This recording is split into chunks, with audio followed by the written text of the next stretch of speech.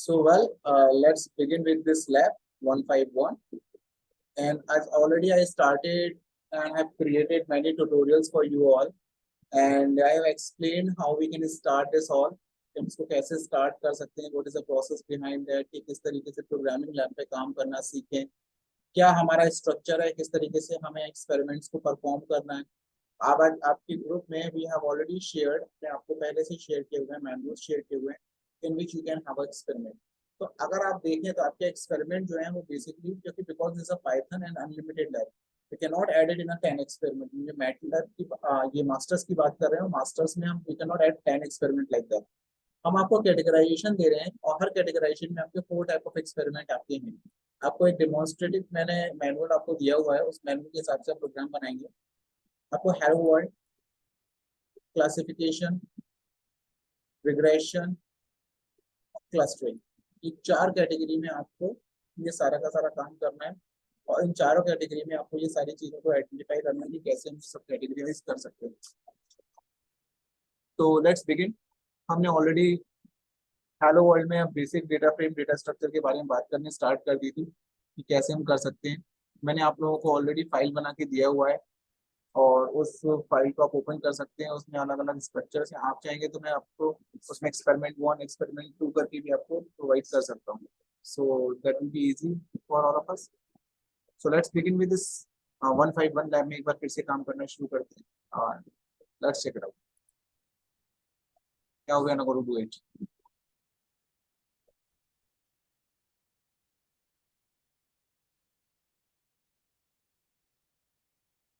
तो यहाँ पर आपका सेम प्रोसेस रहेगा। जब कभी भी आप इस पे काम करना शुरू करेंगे, आप यहाँ अपनी फाइल ओपन करेंगे, जो भी फाइल आपके लिए बनाई गई है।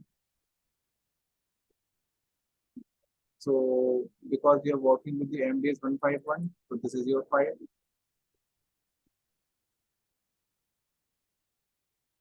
आप अपने फाइल को ओपन करिए।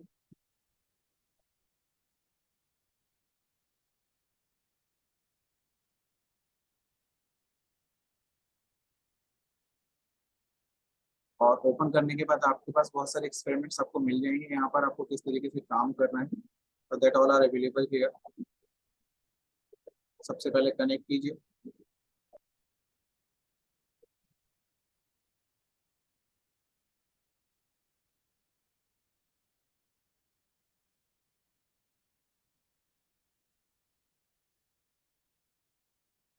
तो I am just creating this file for you. मैं इस फाइल को आपके लिए क्रिएट कर देता हूँ। I am creating this file for you and making it as an experiments. आपके लिए एज एन एक्सपेरिमेंट ये अवेलेबल हो जाएंगे, ठीक है। तो अब इस फाइल का नाम हम डाल देते हैं MDS 151 एक्सपेरिमेंट 1। और इस एक्सपेरिमेंट में हम नाम भी डाल देते हैं यहाँ पर, we can easily.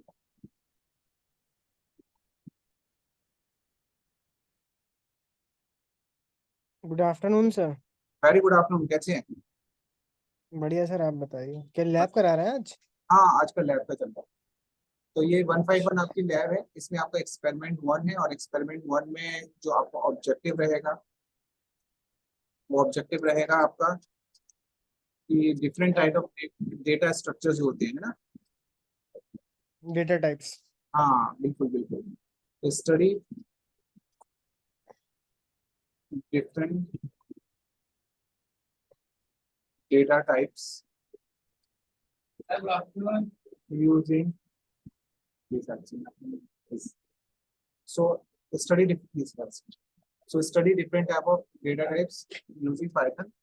And it is Python programming language. Just Python programming language. तो उसके बाद 15-20 study different type of types of using Python programming language. ये आपका एक्सपेरिमेंट नंबर 1 हो गया। तो आप देखेंगे कि इस एक्सपेरिमेंट नंबर 1 में जो हमने यहाँ पर देखा है,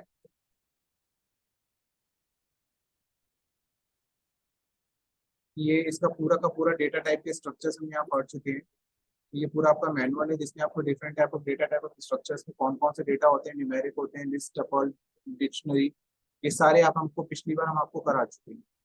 सो that is available with you, आप आराम से इसको यूज कर सकते हैं and there is no issue, dictionary तक आपका रहेगा। फिर यहाँ पर फिर आया डिफरेंट टाइप ऑफ लाइब्रेरीज को यूज किया कैसे किया जाता है। तो अब यहाँ पर जैसे सेकंड जो पार्ट स्टार्ट होता है, एक्सपेरिमेंट नंबर 2 का जो सेकंड पार्ट स्टार्ट होता है वो डिफरेंट टाइप ऑफ टाइप, तो यहाँ से इसको हम ब्रेक करते हैं।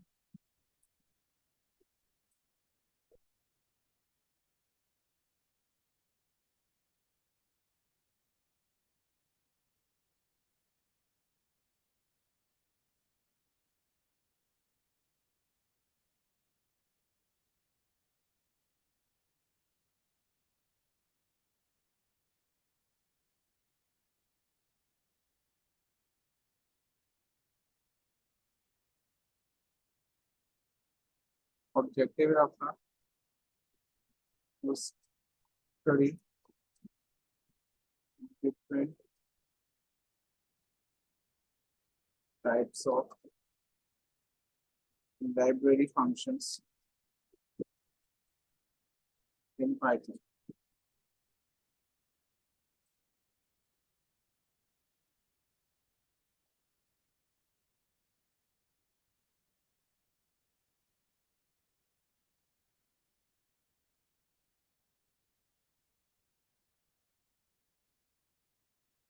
तो अब इसमें आप बहुत सारे पढ़ेंगे, डिफरेंट डिफरेंट टाइप ऑफ पढ़ते चलेंगे। सबसे पहले आपने यहाँ पे नंपाई के बारे में पढ़ा, फर्स्ट नंपाई। ऐसे ही जो हमारा ऑब्जेक्टिव है हम आपको आगे चल के औरों के बारे में पढ़ाएंगे, नंपाई के बाद में हम आपको पांडास के बारे में पढ़ाएंगे। ये हमारा टारगेट है। तो वी आर, अब मैं आपके लिए फाइल्स अलग अलग बना देता हूँ, फॉइल फाइल्स को आप एग्जीक्यूट करिए और इनकी प्रैक्टिस करिए। तो नंपाई का एग्जाम्पल हम यहाँ पे स्टडी कर चुके थे। अब नंपाई के बाद में यहाँ पर हम इसको पांडास में लेके जाएंगे कि पांडा किस तरीके से काम करता है। तो ये नंपाई का एग्जाम्पल हो चुका है।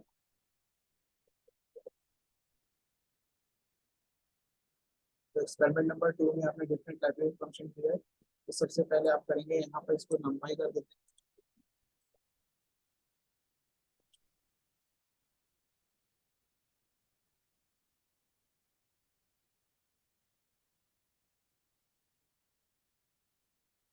नेक्स्ट आप लेके चलते हैं एक्सपेरिमेंट 1 और 2 के लिए आपकी फाइल यहाँ पर। अब न्यू फाइल क्रिएट कर लेते हैं।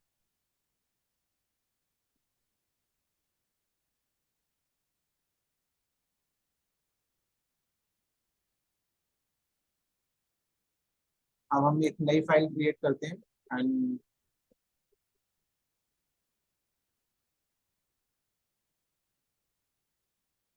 न्यू फाइल एक ओपन कर लेते हैं, न्यू नोटबुक ओपन कर लेते हैं।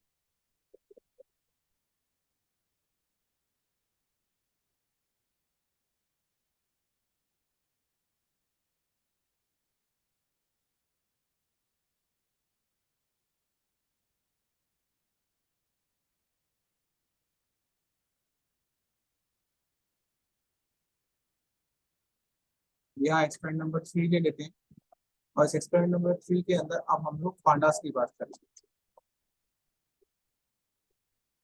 पांडा लाइब्रेरी के ऊपर काम करना स्टार्ट करते हैं। ठीक है, तो ये हमारा एक्सपेरिमेंट नंबर 3 हो जाएगा और इस फाइल का नाम हम डाल देते हैं।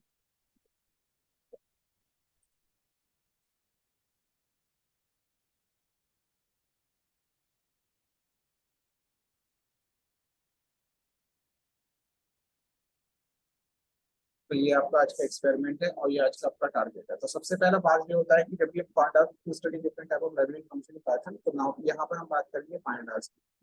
तो आपको मैं कई बार बता चुका हूँ कि जब कभी भी आप इस पर काम करते हैं, गूगल कोलैब ओपन कर लीजिए। गूगल कोलैब पे सबसे पहला पार्ट होता है आपको इम्पोर्ट करनी होती है लाइब्रेरी।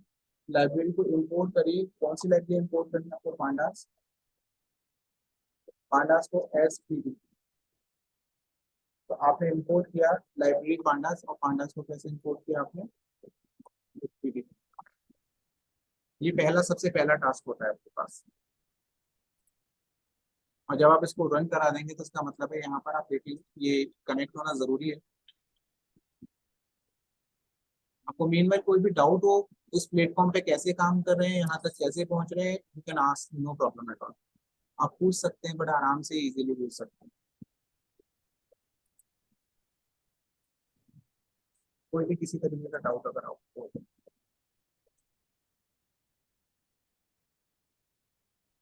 अब यहाँ पर हम एक्सपेरिमेंट नंबर 3 पांडास की बात करेंगे।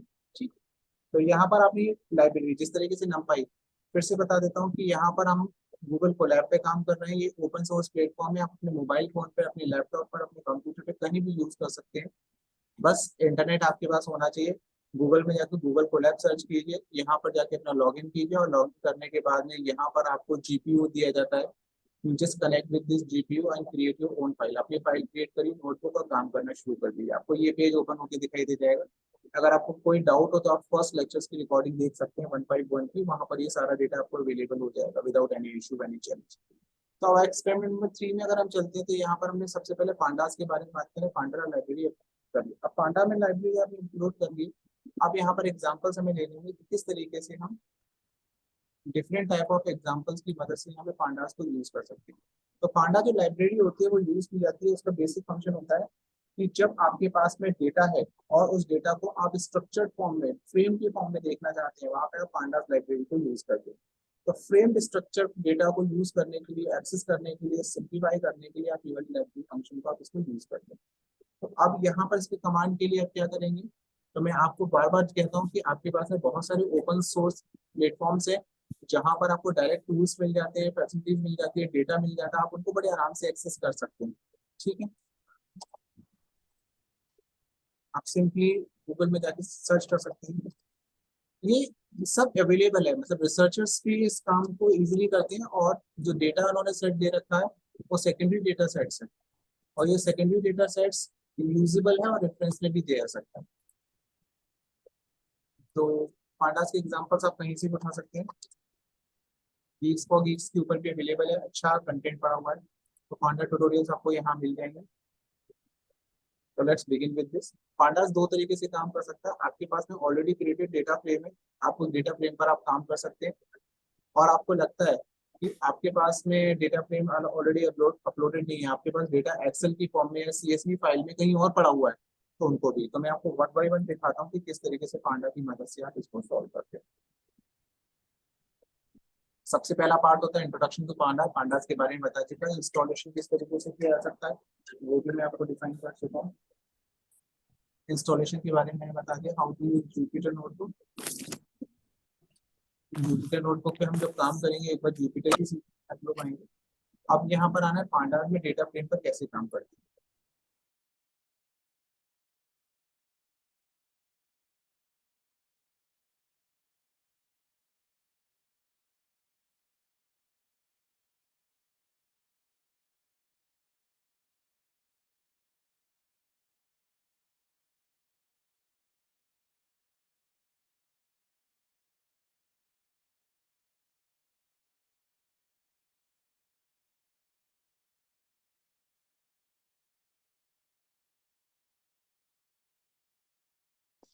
Please unmute yourself. हाँ, आई एम सॉरी। तो जहां पर डेटा हमारा रोज एंड कॉलम्स की फॉर्म में होता है, स्ट्रक्चर्ड फॉर्म में होता है, वहां पर हम इस तरीके का डेटा फ्रेम स्ट्रक्चर यूज करते हैं। एंड लेट बिगिन कि किस तरीके से हम इसको स्टार्ट कर सकते हैं। तो क्रिएटिंग अ डेटा फ्रेम को क्रिएट भी हम कर सकते हैं अपनी मदद से। स्टार्ट करते हैं यहाँ से। तो एग्जांपल एक यहाँ से ले लेते हैं, गीक्स ऑफ गीक्स का एग्जांपल है, और इस एग्जांपल की मदद से आपको समझ में भी आएगा कि आप किस तरीके से इसको कर सकते हैं। तो लेना आपको गूगल कोलैब ही है, और गूगल कोलैब पे जाने के बाद में, क्योंकि आपको यहाँ पे डेटा फ्रेम स्ट्रक्चर की बात कर रहे हैं, तो यहाँ न्यू कोड क्रिएट करते हैं। अब देखिए ध्यान से, हमने पहला पार्ट कंप्लीट कर चुका है, इंपोर्टिंग ऑफ पांडा। तो फर्स्ट स्टेप हमेशा यही रहेगा, इंपोर्ट पांडा एज पीडी, हमेशा रहेगा, जो हम यहाँ पर कर चुके हैं। तो आप इसको स्टेप को रिपीट भी कर सकते हैं, आप इस स्टेप को रिपीट ना भी करें, कोई जरूरी नहीं है। ठीक है, तो ये पार्ट हम यहाँ कंप्लीट कर चुके हैं। सेकेंड पार्ट, आपको याद होगा जब मैंने डेटा टाइप्स के बारे में बताया था, तो डेटा टाइप्स के बारे में लिस्ट बनाना बताया था। इस लिस्ट में कोई भी चीज आप यूज कर सकते हैं। जैसे हमने जो लिस्ट बनाई है, उन्होंने नाम डाला है, इसमें आप कुछ भी यूज कर सकते हैं। गीक्स की जगह यूज कर सकते हैं, आप अपना खुद का नाम यूज कर सकते हैं, मशीन लर्निंग यूज कर सकते हैं। ठीक है, ये आप अपना कंटेंट, कोई भी किसी तरह का कंटेंट यूज कर सकते हैं। तो मशीन इज इम्पॉर्टेंट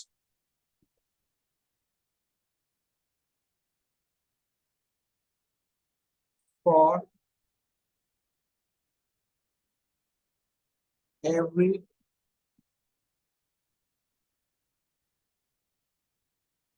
one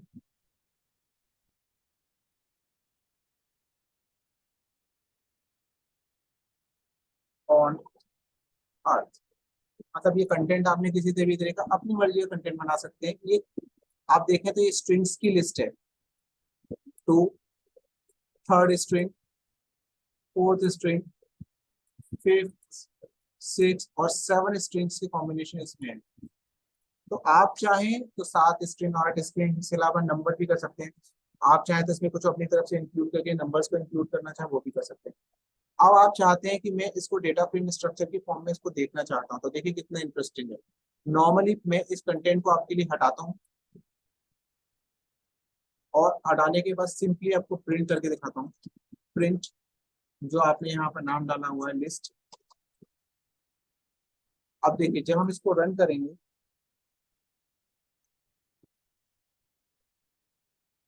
जब हम इसको रन करेंगे तो how we are going to get this machine is important for everyone on. ये हमारी लिस्ट क्रिएट हो गई। पर अब सपोज कीजिए इसी को अब मैं पांडा लाइब्रेरी की मदद से यूज करता हूँ, तो देखिए क्या बेनिफिट आपको मिलने वाला है विद द हेल्प ऑफ पांडा। जब आप इसको इंपोर्ट करेंगे, ध्यान से समझिएगा, जब आप इसको इंपोर्ट कर लेंगे इस पांडा, तो अब आपका जो ऑपरेटिंग फंक्शन हो गया वो पीडी हो गया। अब ध्यान से देखिए लेफ्ट हैंड साइड पे मैंने डिफाइन किया हुआ है डीएफ। आप अपनी मर्जी से, जरूरी नहीं है इसको डीएफ लिखें, आप जो चाहे वो लिख सकते हैं। आपने इसका नाम डाल दिया डेटा, आपकी चॉइस। पीडी, पीडी का मतलब आप यूज करना चाहते हैं पांडा लाइब्रेरी। पांडा लाइब्रेरी का आप ये कमांड यूज कर रहे हैं कि आपका जो भी लिस्ट फंक्शन है इसको फ्रेम में देखना चाहते हैं। किसको देखना चाहते हैं आप? डेटा को, जो भी आपने डिफाइन किया हो। And finally when you are running up this, you see how much you are getting a difference of this. अब जब आपने इसको देखा तो ये machine is important for everyone on earth. Now जब आपने इसको यहाँ पर इनपुट किया तो ये आपका डेटा फ्रेम स्ट्रक्चर के फॉर्म में आपके पास है। So this this shows 0 1 2 3 4। इसमें इंडेक्स नंबर भी विजिबल होगा? ये इंडेक्स नंबर है। अगर जीरो इंडेक्स नंबर प्रिंट नहीं कराना देन? फ्रेम में आ गया ना, फ्रेम में ऑलरेडी इसने इंडेक्स क्रिएट कर दिया। Zero position, one position, two position, ये सारी पोजीशन इसने दिखाई। जी जी, अगर मुझे फॉर एग्जांपल लिस्ट इस डेटा स्ट्रक्चर में इंडेक्स नंबर नहीं चाहिए, इट इज पॉसिबल? हाँ हाँ, इंडेक्स नंबर बिल्कुल इंडिकेट करता है। इंडेक्सिंग हमेशा जो भी लिस्ट आप यूज करते हैं उसकी इंडेक्सिंग स्टार्ट ही जीरो से होती है। मगर विजिबल कराएगा ये? हाँ, विजिबल, बिल्कुल। तो ये इस तरीके से आप इसको फ्रेम की फॉर्म में इसको easily you can watch over, आप आराम से इसको देख सकते हैं। सिमिलरली आप फर्दर आगे चले। अब आप फर्दर आप और लिस्ट क्रिएट करना चाहते हैं, इसमें नंबर है आपके लिए। मैं ये डेटा, सिर्फ ये डेटा पिक कर लेता हूँ, मेक यू इजी। अब हमने सेम प्रोग्राम के अंदर यहाँ पर एक और डेटा चेंज किया और इसका नाम रख लेते हैं, क्योंकि वो डेटा था तो इसका नाम कुछ और रख लेते हैं, डेटा चेंज कर देते हैं, डेटास कर देते हैं इसको। तो पहला हो गया डेटा और दूसरा हो गया डेटास। कॉपी किया सेम को। अब देखिएगा इसमें लिस्ट में हमने जो चेंजेस किए वो किस तरीके से क्रिएट होंगे। अब दोनों एक साथ प्रिंट होंगे एज एन आउटपुट।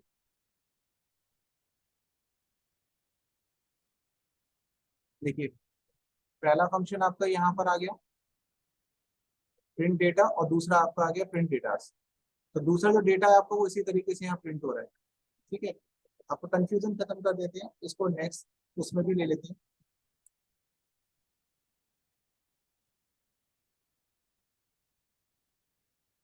और मैं यहाँ पर आपको अलग से डेटा प्रिंट करके दिखा देता हूँ।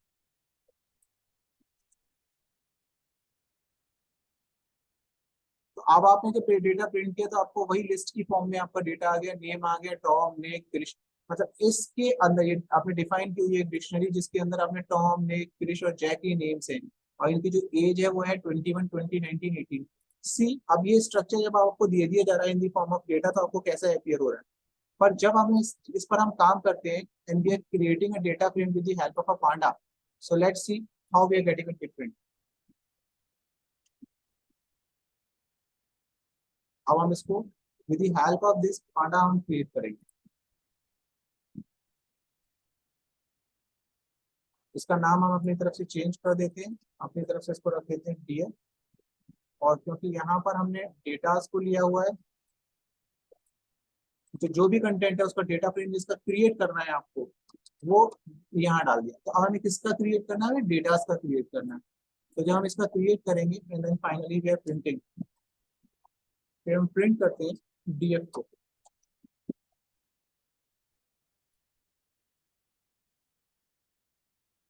तो ये देखिए यहाँ पर अब इसने हेडर क्रिएट कर दिए, क्योंकि आपने अपनी इंडेक्सिंग के अंदर यहाँ पे हेडर क्रिएट की हुई थी। जीरो इंडेक्सिंग पे अपने नाम डाला था नेम, और सेकंड पे डाला था, वन पे डाला था आपने एज। तो जीरो पे आ गया नेम और एज, और इनके अंदर जो भी आपने वैल्यूज असाइन करी थी, टॉम निक क्रिश, वो सारे के सारे नेम के अंदर आ गए, और एज के अंदर आपका आ गया 2021 1918। सिमिलरली अगर आपने कोई और थर्ड हेडर भी क्रिएट करना था, तो वो थर्ड हेडर भी आप इसके अंदर क्रिएट कर सकते हैं। That is also possible. जहां भी आप अपने डेटा डिफाइन कर रहे हैं वहां पर आप थर्ड हेडर भी क्रिएट कर सकते हैं। जैसे सपोज कीजिए कि आपने किसी का नाम ले लिया, एज ले लिया, और फिर उसके बाद आप चाहते हैं कि लेट्स से मैं जेंडर भी ले लेता हूँ इसका,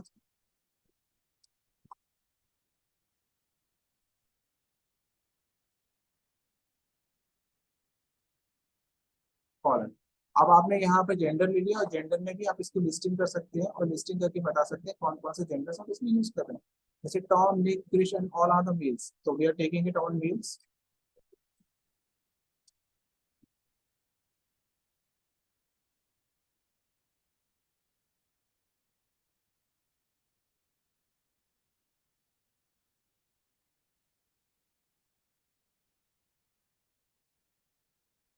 चारों के लिए आपने ये डिफाइन कर दिया। अब आपने देखिए अपने डिक्शनरी के अंदर पहली इंडेक्स वैल्यू नेम दी थी, उसकी वैल्यूज 1 2 3 4 डिफाइन कर दी। फिर आपने एज लिया, वो भी डिफाइन कर दिया। फिर आपने नेक्स्ट लिया जेंडर, वो भी डिफाइन कर दिया। अब इसको फिर से एग्जीक्यूट करा लेते हैं। ये आपने एज इट इज प्रिंट कराया, अब इसको फिर से एग्जीक्यूट कराते हैं। तो आपका थर्ड भी यहाँ पे क्रिएट हो गया, जिसमें इनके जेंडर्स भी डाले। तो इसका मतलब आप समझिए कि आपके पास में डेटा कितने भी कॉम्प्लेक्स फॉर्म में क्यों ना हो, कितने भी कॉम्प्लेक्स फॉर्म में क्यों ना हो, वो डेटा आप डेटा फ्रेम स्ट्रक्चर की मदद से बड़े आराम से, बड़े अच्छे तरीके से आप इस डेटा फ्रेम स्ट्रक्चर को यूज करके इसका विजुअलाइजेशन इंप्रूव कर सकते हो। That is what the good benefit of using Panda libraries. तो नंपाई मदद कर रहा था नंबर्स क्रिएट करने में, और पांडास मदद कर रहा है उस नंबर्स को फ्रेम में, स्ट्रक्चर फ्रेम में क्रिएट करने में। ये इस तरीके से आप कर सकते हैं। आपके पास ऑलरेडी बहुत सारा डेटा, कॉम्प्लेक्स डेटा है। हम फिर से एक बार डेटा और उठा लेते हैं।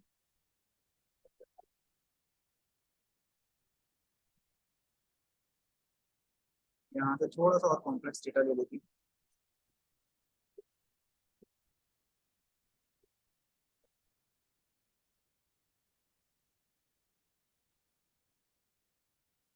टास्क वही है, इसमें सिर्फ डिफरेंस हमने क्या किया, ध्यान से देखिए। यहाँ पर हमने डेटा को नए नाम से डिफाइन किया, जिसमें हमने नेम, एज, एड्रेस और क्वालिफिकेशन। यानी कि इस बार डेटा फ्रेम स्ट्रक्चर में हमने क्या कर लिया, इसमें हमने 1 2 3 4 4 इंडेक्स वैल्यूज हमने यूज किए। नेम पर यूज किए, एज पर यूज किए, एड्रेस पर यूज किया, क्वालिफिकेशन पर यूज किए। ये 4 इंडेक्स वैल्यू हमने इस डिक्शनरी के अंदर यूज किए, और यहाँ पर हमने इसका डेटा फ्रेम क्रिएट कर दिया। कोई इशू नहीं है।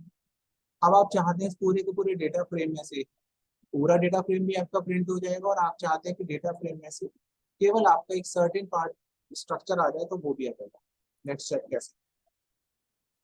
तो ये तो आपका कंप्लीटली पूरा का पूरा डेटा फ्रेम स्ट्रक्चर यहाँ आ गया, जिसमें आपने जीरो इंडेक्सिंग पे 1 2 3 4, जीरो इंडेक्सिंग पे आपने ये सारी चीजें ली थी। लेकिन आपका जो टारगेट था, वो टारगेट क्या था कि आप केवल चाहते थे नेम और क्वालिफिकेशन को। तो आप इनमें से सारे में से 1 2 3 4, इन चारों में से केवल आप दो को भी पिक कर सकते हो, नेम को और क्वालिफिकेशन को।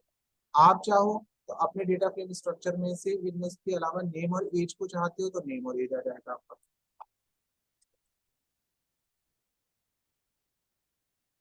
ये देखिए, तो you can have also this one. अब आपका देखिए नेम और एज। तो इसका मतलब आपको चॉइस मिली। अगर आपके पास thousands of rows and thousands of columns हैं, बहुत सोच सोच के देखिए, thousands of rows and thousands of columns हैं, और thousands of rows and columns के डेटा में से सारा डेटा आपके काम का नहीं है। So by just putting your choice कि जितना कॉलम, जितना डेटा आपको चाहिए, you can only pick of that. आप वहां से उसको पिक कर सकते हैं, अपनी चॉइस का डेटा पिक कर सकते हैं। So that is what the benefit. तो यहाँ पर आपको क्या बेनिफिट मिला, यहाँ पर आपने दो कॉलम्स को सेलेक्ट किया, ये बेनिफिट आपको यहाँ मिल गया। तो इस पूरे का पूरे में टारगेट ये रहा कि हम इसमें अपनी मर्जी का वो भी चूज कर सकते हैं जितना कॉलम हमें चाहिए।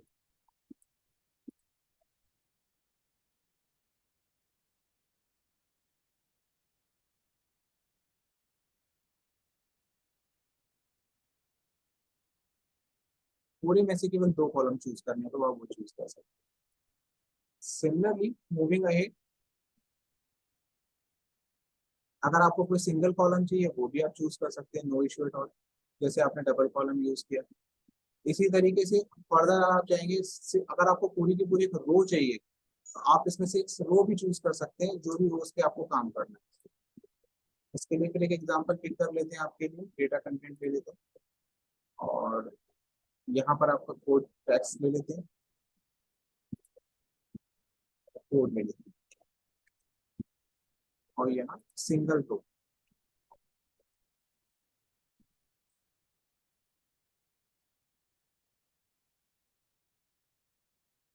अगर आपको सिंगल रो सेलेक्ट करनी है, सिलेक्शन,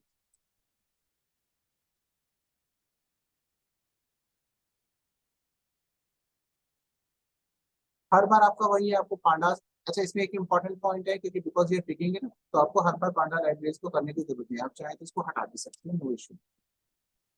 अब पांडा को आप यहाँ पे यूज किए, जो भी डेटा आप यूज कर रहे हैं, अब आपको क्या करना है, फर्स्ट और सेकंड, आप चाहें तो इसमें से जो भी रोज आप यूज करना चाहेंगे वो कर सकते हैं। अब यहाँ पर जो डेटा यूज किया गया वो डेटा ऑलरेडी कॉल्ड डेटा है, ये आपके पास में nba.csv फाइल ऑलरेडी है अवेलेबल, जहां से हमने डेटा लिया हुआ है। हमें इसमें क्या करना है, यहाँ पर जो डेटा यूज कर रहे हैं उस डेटा में फर्स्ट और सेकंड के नाम से आपने दो वैल्यूज असाइन की हुई है, फर्स्ट और सेकंड वैल्यूज। अब आपका टारगेट क्या है, आप ही टारगेट है कि यहाँ पे आप सिंगल रो की सिलेक्शन करना चाहते हैं, आप पूरी की पूरी रो को पिक करना चाहते हैं। ये डेटा हम कहीं से भी उठा सकते हैं और देख सकते हैं,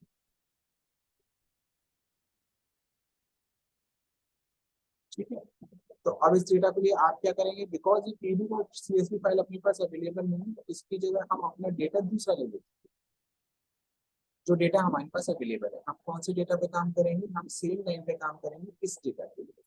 तो हम अपना डेटा फ्रेम ये ले लेते हैं, ये हमारा डेटा है।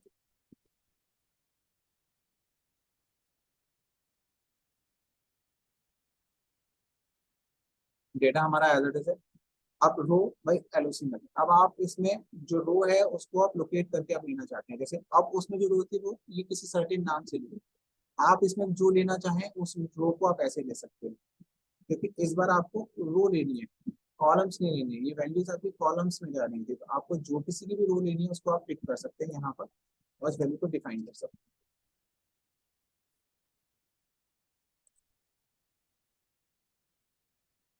जैसे सपोज कीजिए जय,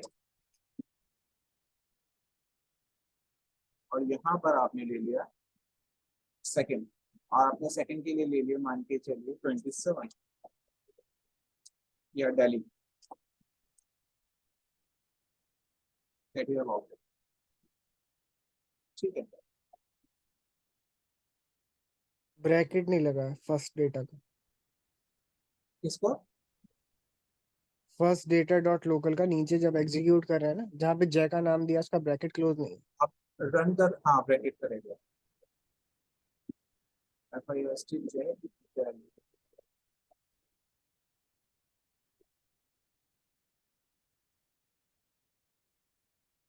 डेटा सी, अच्छा इसमें जिसमें से वो डेटा फिट किया हुआ है, ये एक्चुअली गूगल कोलैब के वर्जन पे ये है नहीं, ये लाइन अवेलेबल नहीं है, ये जुपिटर की कमांड है, तो इसकी जगह मैं ऑल्टरनेटिव आपको दूसरी कमांड प्रोवाइड करता हूँ।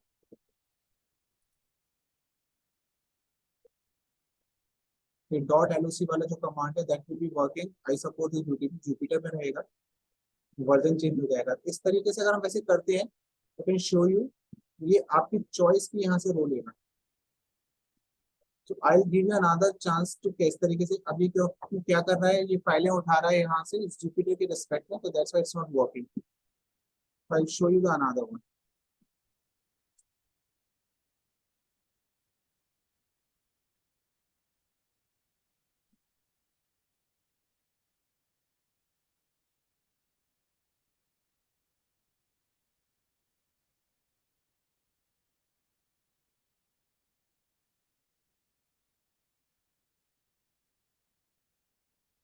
Just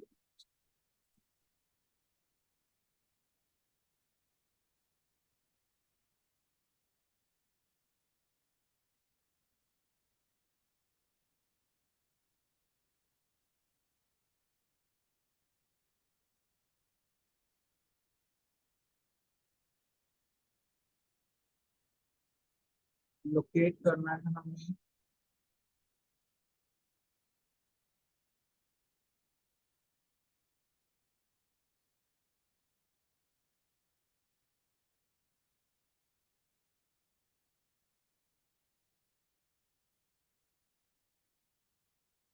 और इसको चेक कर लेते हैं।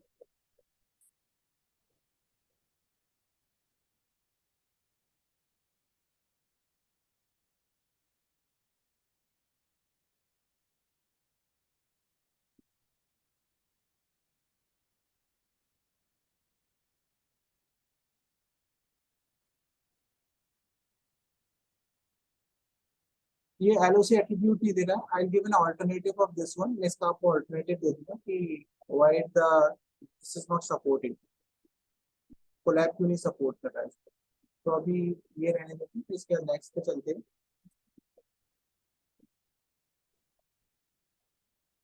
लोकेट नहीं कर रहा है। मिसिंग डेटा वाला देख लेते हैं, इज नल, ये चेक कर लेते हैं। मिसिंग वैल्यू में चेक कर लेते हैं whether it is working or not।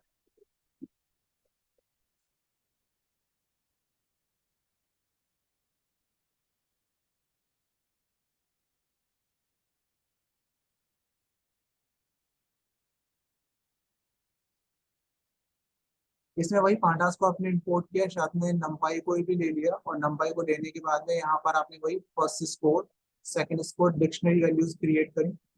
फिर आपने डेटा फ्रेम स्ट्रक्चर क्रिएट कर लिया। अच्छा एक सेकेंड, हमने यहाँ एक चीज और चेक कर लेते हैं। यहाँ पे डेटा फ्रेम तो क्रिएट की, डायरेक्टली डेटा पे काम कर रहे थे। तो इसको ऐसा करते हैं, df इक्वल्स टू, भाई डेटा फ्रेम भी तो क्रिएट करना पड़ेगा जो हमने यहाँ पे करना है।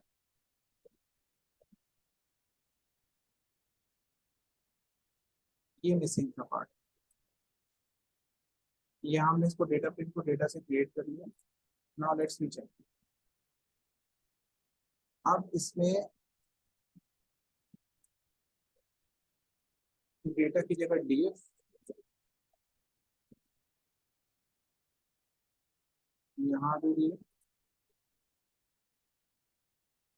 और क्योंकि हम यहाँ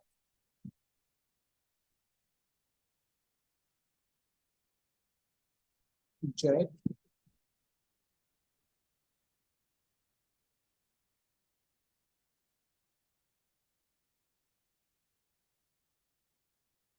value,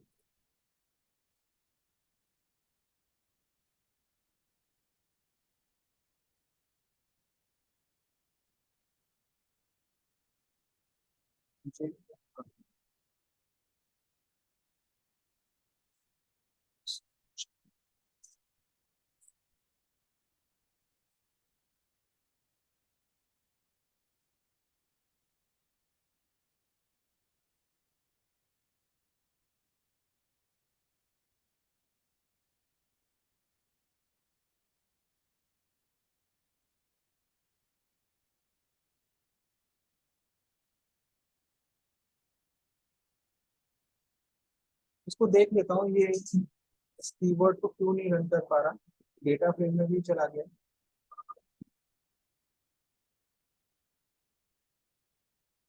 I I give the result of this.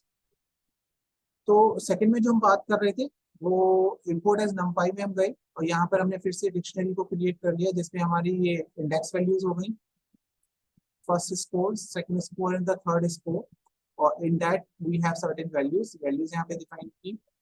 फिर हमने यहाँ पे डेटा फ्रेम क्रिएट कर लिया और यहाँ पर पूछा कि क्या इनमें से कोई भी वैल्यू नल है, so we are checking it up. So it is checking up first score, second score, and third score. It is basically checking any value is null. So we have mentioned it here np.nen. See here, यानी कि जो values numeric नहीं है उस numeric को वो check करेगा और चेक करके बताएगा कि यहाँ पर ये थर्ड स्कोर के अंदर ये वैल्यू, फर्स्ट स्कोर में ये थर्ड वैल्यू जो है वो ये। तो इस तरीके से फर्स्ट, सेकंड और थर्ड में np.n, सेकंड स्कोर में ये इन वैल्यूज के लिए वैल्यू ट्रू हो जाएगी और रिमेनिंग के लिए ये सही रहेगी। तो ये चेक करता है कि मतलब जिस फॉर्मेट में ये वैल्यूज आपने पुट करी होगा ये वैल्यूज उस फॉर्मेट में अवेलेबल नहीं है, तो इट विल गिव यू कि जो वैल्यूज आपने जिस कंटेंट में यूज की है, कंटेक्स्ट में यूज की गई है, वो अवेलेबल नहीं होगी, तो वहां पर उसको नल में शो कर देगा।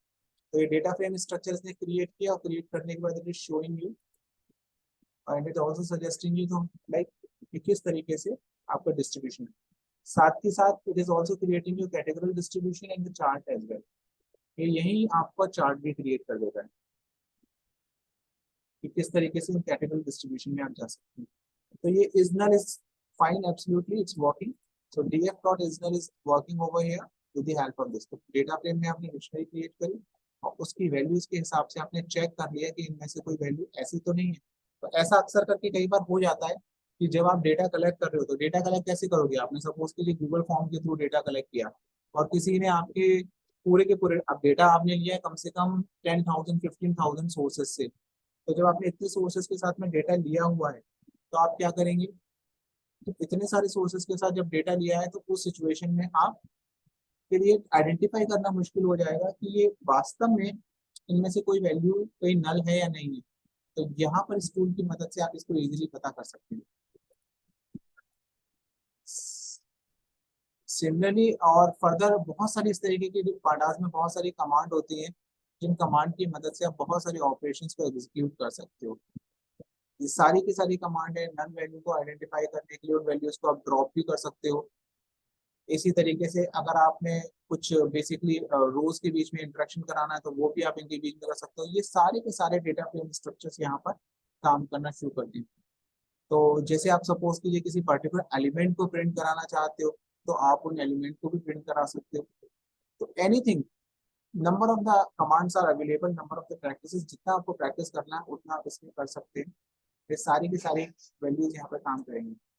ठीक है, तो that's I suppose sufficient for today. You just practice few pandas command. I will share all the commands mentioned somewhere in the pandas जो काम करेंगे गूगल कोलैब्स की, वो मैं सारी आपको दे दूंगा। Function, insert, add, subtraction, null, division, nunique, value counts, column, access, is null, not null, between, is in, data type, is type, values, sort index, locate, I locate की matrix में काम करता है, मेथड इंडेक्स में I X, rename, column, drop, pop, sample. ये सारी values जो है ये सारे के सारे कमांड्स है जो कि पांडा के साथ काम करते हैं। तो all are here. Next time जब हम लैब करेंगे तो उसमें कोशिश ये करेंगे पांडास से अगर हम फाइल को इंपोर्ट करना चाहते हैं। एक और बहुत इंटरेस्टिंग पार्ट है, मैं अभी आपको वो सिखा भी देता हूँ कि ये जब आप पढ़ लेते हैं तो हाउ टू इम्पोर्ट फाइल। अगर सपोज कर आपके पास में कोई बहुत एक एक्सेल वगैरह कोई फाइल है या CSV फाइल आपके पास में, तो आप किस तरीके से पांडा से लोड करेंगे। तो जब कभी भी आप गूगल कोलैब पे काम कर रहे हैं, जब कभी भी आप काम करेंगे तो आप ध्यान रखेंगे कि सबसे पहले आप इंपोर्टिंग फीचर पे काम करेंगे, क्योंकि गूगल कोलैब जो होती है आपको सपोर्ट करती है फ्रॉम गूगल डॉट कोलैब। अब गूगल डॉट कोलैब से आप क्या करते हैं, इंपोर्ट करते हैं, फाइल इंपोर्ट करेंगे आप और इस फाइल्स को नेक्स्ट लाइन में आप अपने हिसाब से डिफाइन कर देंगे कि जिस तरीके से आप इसको यूज करना चाहते हैं। अपलोडेड।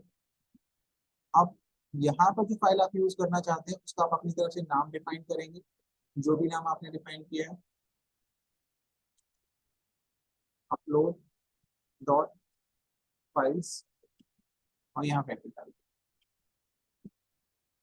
जब आप इस कमांड को रन करते हैं तो इसका मतलब ये होता है कि आप किसी भी तरीके की फाइल को यहाँ पर अपलोड कर सकते हैं। ये फैसिलिटीज आपको प्रोवाइड होती है।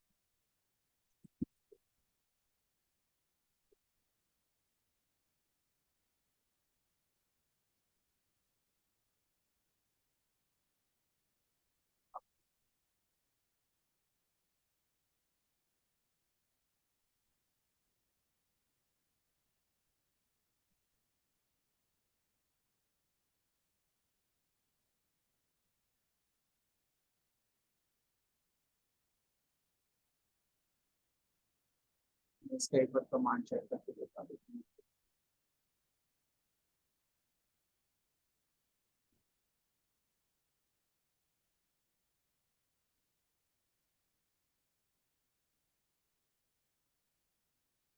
Skip है।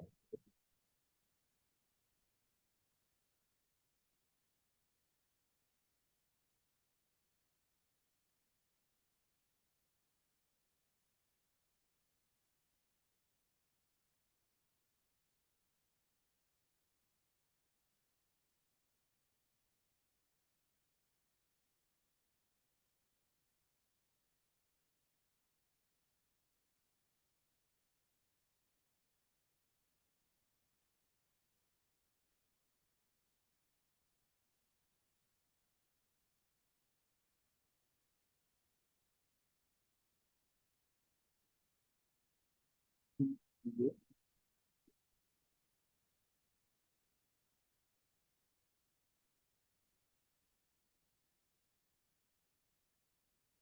5 स्लॉट आप यूज करते हैं।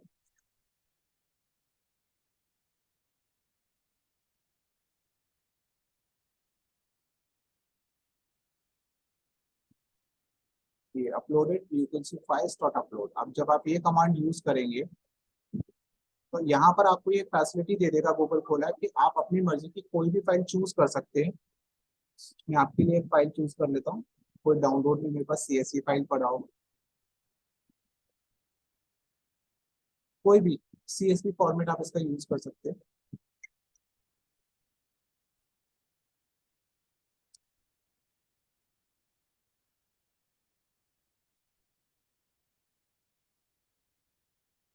चलिए एक शेयरआउट करके मेरे पास पड़ा हुआ है CSV फाइल, मैं इसको यूज करता हूँ। ये जैसे यहाँ पे 100% डन आ जाएगा तो आप इस फाइल को अपलोड करेंगे। अब पांडा की मदद से what you can do with the help of कोई भी CSV फाइल, आपका डेटा किसी भी CSV फाइल की फॉर्म में हो, आप इसको यूज कर सकते हैं। एंड अब आप क्या कर सकते हैं, data equals to PD read, जो भी फाइल आपकी होगी, CSV फाइल होगी तो CSV फाइल, एक्सेल फाइल होगी तो Excel file, PD dot read CSV, और आप